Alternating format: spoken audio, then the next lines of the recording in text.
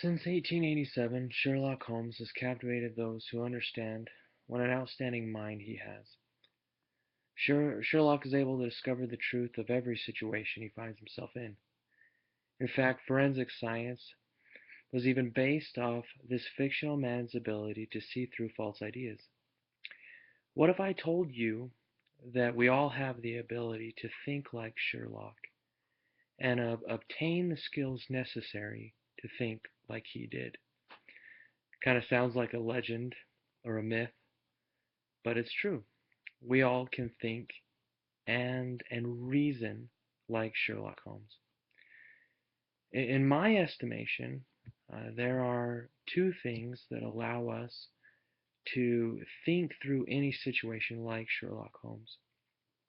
The first is critical thinking, and the second is a sound understanding of any situation. Beginning with the first, what is critical thinking?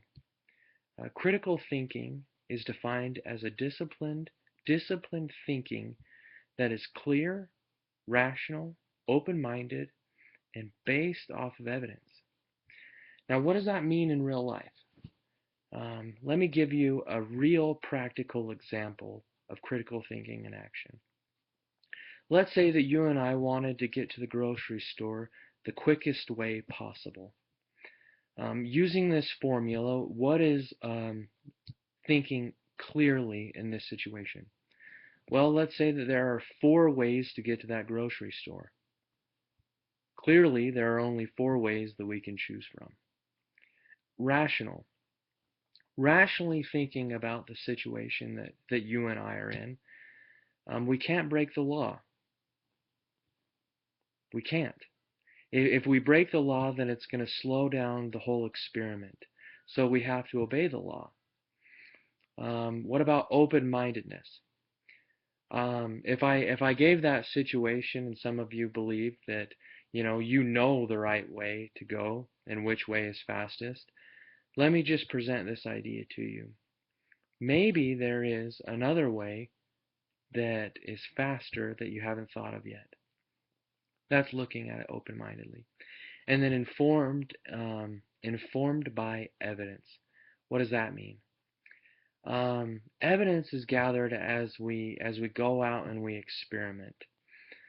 So, what are some obstacles in our way to get to that grocery store? Let's say maybe there are speed traps that we need to avoid. Maybe there are train tracks that we need to take into account. Maybe there is a school that we need to pass.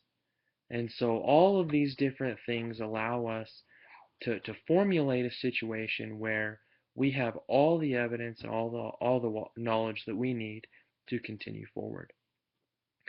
This critical thinking process basically allows us to have a sound understanding of the situation. So critical thinking really does lead into a sound understanding. With that sound understanding, we're able to see things in the big picture, the grand scheme of things. So if little details get in our way, it really doesn't matter. So in our situation, let's say that we're trying to get to the grocery store the fastest way possible. But a train is there blocking one route. Well, we automatically know 3 different routes to choose from. This line of thinking, this critical thinking and this sound understanding, then allows us to think like a strategist or think like Sherlock Holmes. Because if he had a route that was blocked, he would choose from the other 3.